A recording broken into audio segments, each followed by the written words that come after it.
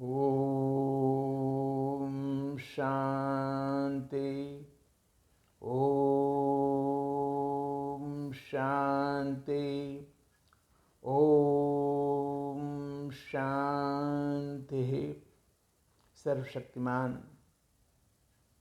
परमपिता परमेश्वर शिव बाबा की हम सभी संतान, मीठे बच्चे और हमारा सबसे मीठा मेरा बाबा परमपिता परमेश्वर शिव बाबा, हम बाबा के शिव बाबा के शालिग्राम बच्चे। बहुत बड़ी बात है ये कि बाबा तो शिव बाबा है, हम लोगों को शालिग्राम बनाया।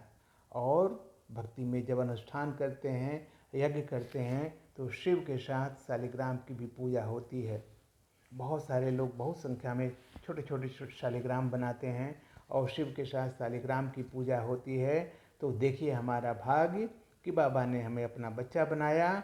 और हमें जब हम देह विकारी थे, बहुत सारे हमारे अवगुण थे, बाबा ने कुछ नहीं देखा। एक कोई न कोई एक विशेषता देखी होगी, बाबा ने दृष्टि डाली, हमें अपना बच्चा बना लिया, अपने गोद में बिठा लिया।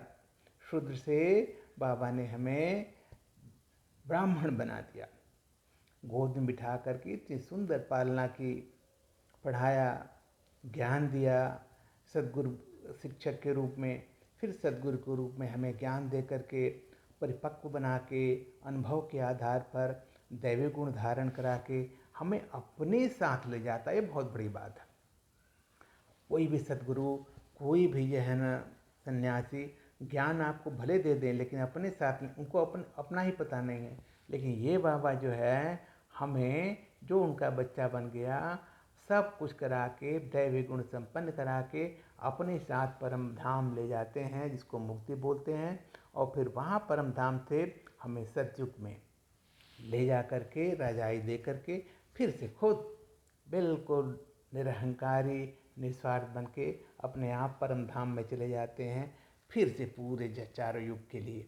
और हम वहाँ सतयुग त्रेता में राजाई का आनंद लेते हैं। 8 जन्म सतयुग में 8 पीढ़ियाँ चलते हैं लक्ष्मी नारायण की, उसमें हम रहते हैं।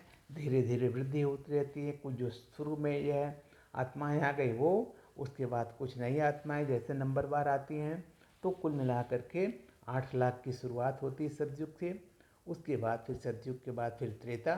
यही आत्माएं सतयुग वाली पुनर्जन्म लेकर के त्रेता में जाती हैं। और कुछ जो वेटिंग में बैठी हुई, जो मेरिट में है या नंबर जिसका आने वाला है, कुछ नई आत्मा आती है सतयुग में। तो 2 युग, सतयुग और त्रेता में हम जो अभी संगम युग में पुरुषार्थ कर रहे हैं, बाबा की पढ़ाई पढ़ रहे हैं, बाबा की शिक्षाओं को ग्रहण करके अपने आप को धारण करके विश्व की सेवा में लगे हैं, बाबा की सेवा में लगे हैं निस्वार्थ, उसी का प्रारब्ध है सतयुग में राजाई पाना, त्रेता में उस तरह का पद पाना।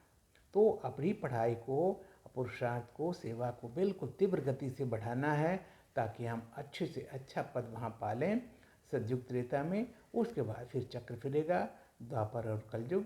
और फिर लास्ट में जब सतयुग आने वाला होगा, कलयुग खत्म होने वाला होगा, फिर से संगम योग, वही बाबा हमारा फिर से आता है, फिर से अपने कल्प पहले के बच्चों को पहचानता है बाबा, उन पर दृष्टि डालता है, उसको अपनाता है, उनको फिर से पालना करता, पढ़ाई कराता, ज्ञान दे करके ये साइकिलें चलती रहती है।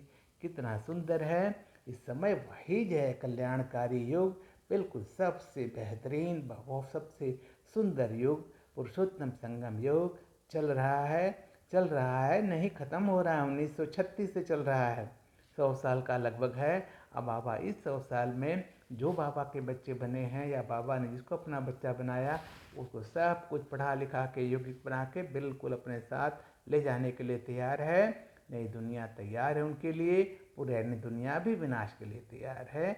इसको आप मान जाइए, अभी भी समय है, अभी नहीं तो कभी नहीं, पछताएंगे फिर। भैया किसी को दोष मत देना, आपके भाग्य का भी दोष मत देना, आपका दोष है। आज ही मान जाइए, अपना जाइए, परम पिता परमेश्वर को पहचान कर उस पर समर्पित हो जाइए, सब कुछ पा लीजिए, संतुष्ट मणि बन जाइए, सौभाग्यशाली बन जाइए, सद्गति देने वाले बन जाइए। ओम शांति।